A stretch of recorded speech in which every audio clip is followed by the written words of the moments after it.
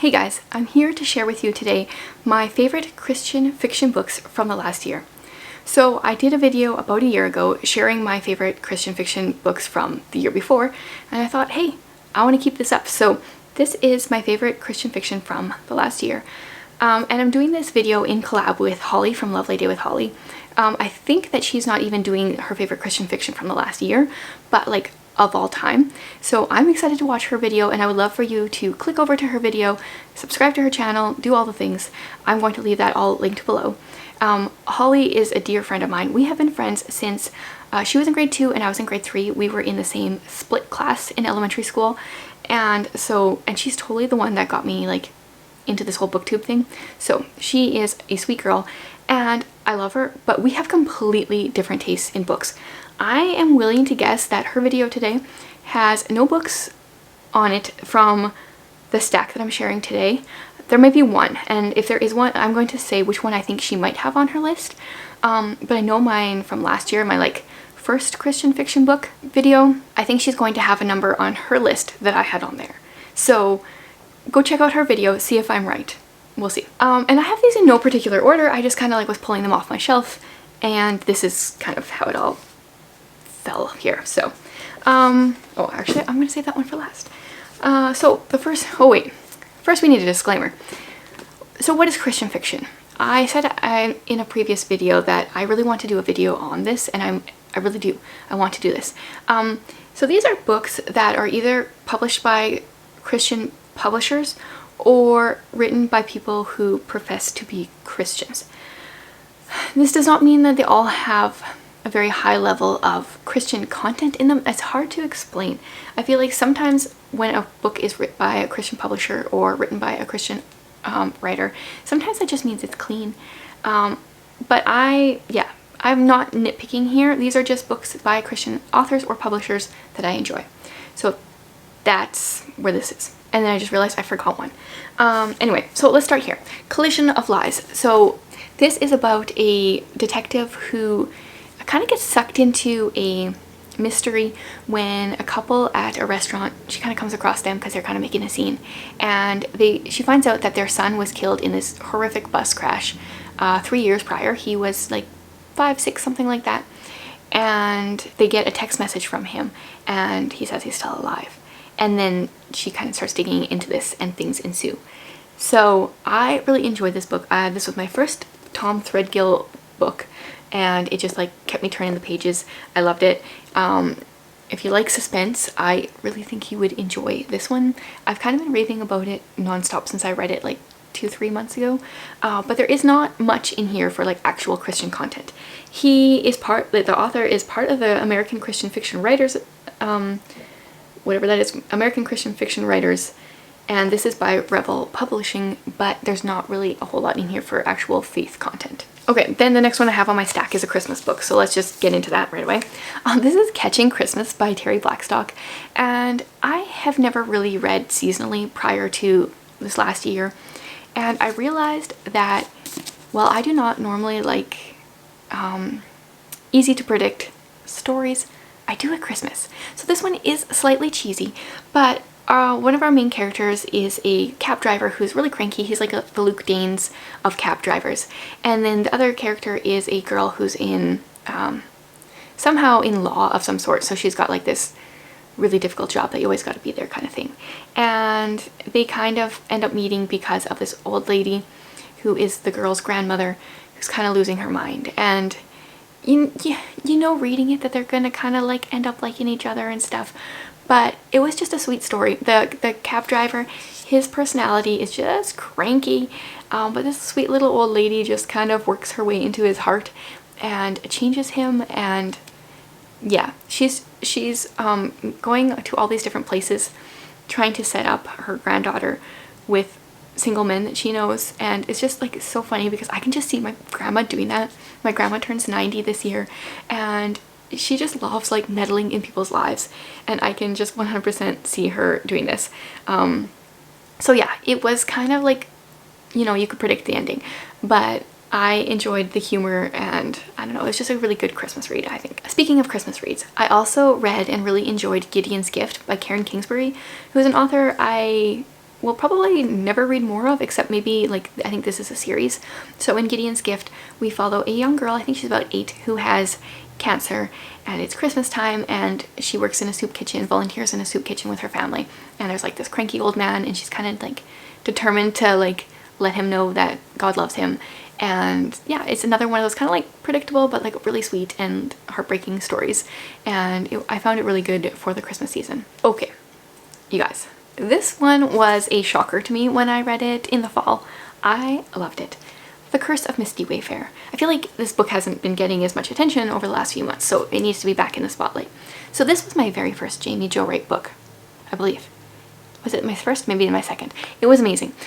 So she writes dual timeline stories that intersect in some way.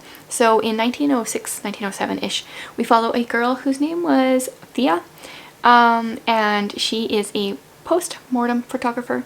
So she photographed dead people. Yeah, it's a thing.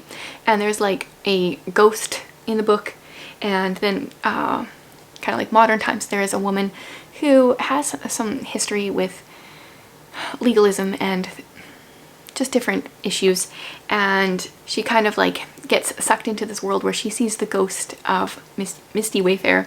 And I don't know, I feel like it was good for the suspense side. Like, things seemed really creepy as someone that doesn't believe in ghosts, and like it's written by a Christian author, so you know it's not ghosts, but it like felt creepy, and it was like very logical.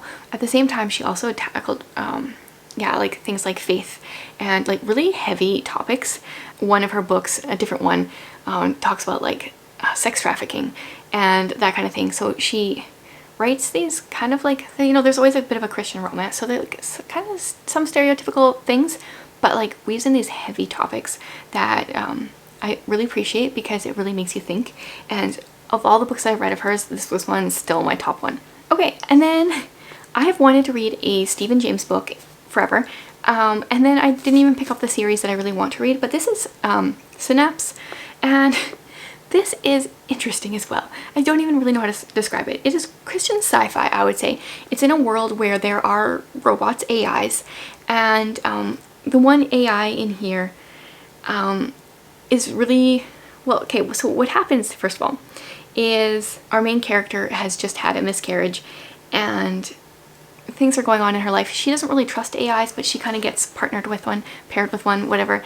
And this AI is like really questioning his existence and the existence of life, and can AIs like believe in God and have a soul? And it was just fascinating like discussion throughout the book that really made me think, and eventually I will read more Stephen James, but I really enjoyed my first book by him. Next one is Safely Home. I thought I was going to really enjoy this book based on what everyone said, and they were right. So this is pretty much a fiction book about persecution in China, and it was written, what did I say, is it like 20 plus years ago already? I don't even remember. There's fax machines in here, so you know it's old. But it just feels so relevant to today. We have two main characters. One is a man in China who, you know, he is going to underground church and stuff. And then our other character was this man, the Chinese man's roommate in college. He's an American businessman who, he just cares about like more money, more this, more that. Like, he is divorced because he has put his job before anything else. But he has to go to China for various reasons, and he ends up realizing that even though his friend is persecuted, he's living a much more fulfilled life. And yeah, it was a heavy book. It made me think. I really enjoyed it in so many ways, and highly, highly, highly recommend it. Okay, then I've got a reread for me. This is The Oath. I figured I could put a reread on here because I did read it in this last year. Okay, so what is this? This is Frank Peretti. If you've read any Frank Peretti, it's kind of strange. So what happens right at the beginning of the book is a man kind of goes missing. They think he's mauled by a bear because they find parts. But it's around this town where, you know, there's just a darkness. And I've lived in towns like that before.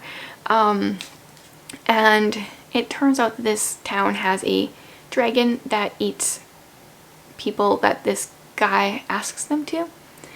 So it's very much a picture of spiritual darkness and sin. And I have lived in especially one small town where you could just feel the darkness. And I think about that town when I read this book. And yeah, I don't know. Highly recommend it. Some of Frank Peretti's books I feel like are a little bit out there, but I really enjoyed this one. Then the book I forgot to grab is, what's it called? The Line Between. Yes, so this was my introduction to cult books. Fascinating. So it's by Tosca Lee, and our main character is in a cult that her mom joined when she was like 10ish, kind of around there, maybe a little younger, I don't know. And things are not adding up, and she ends up getting kicked out of the cult, and things ensue. There's a worldwide pandemic. Things happen. I don't know. I feel like there's so much that happens in that book. I don't even know where I can start. It was so fast moving. I read that one so quickly, and it really got me hooked on cult books. I would recommend that one if you like pandemics, and I mean, like pandemics. Who likes a pandemic after this last year? You like reading about pandemics, maybe? Yeah. So interesting one. And then my last one is Formula of Deception by Carrie Stewart Parks. So I had troubles picking out which one of her books I wanted to put on here. I'm actually currently reading Fragments of Fear. I'm not quite halfway, but I'm already putting this up as an honorable mention because so much stuff happened in the first 60 pages. Yeah, but I can't talk about that one because I haven't read it. So I'm going to talk about Fragments of Fear. I mean, Formula of Deception, not Fragments of Fear. So in this one, we follow a woman who is living in Alaska, her sister went missing, so she's kind of in witness protection, and she is a artist of sorts. She kind of gets sucked into being a forensic artist. Well, she kind of cons her way into it. She makes it seem like she has experience when she doesn't, but then she gets sucked into kind of like this mystery that's happening, and then goes to this like remote island where there's bodies that have been found years ago. And man, I'm so bad at describing Carrie Stewart Parks' books. Her books are so unique. I feel like that they're hard to describe. But if you like any kind of Christian suspense, but don't really like the whole romance element, I feel like she does a good job with, for the most part, not having that, or like it's just a little bit. It's not like as much as some.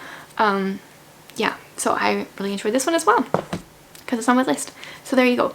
There are my favorite Christian fiction books from the last year, and what I'm currently reading that I have really high hopes for because the first 100-ish pages have been really great.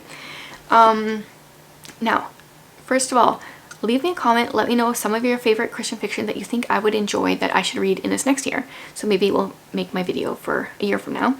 And then after you've done that, go over to Holly's channel and watch her video. Okay, thanks for watching, guys.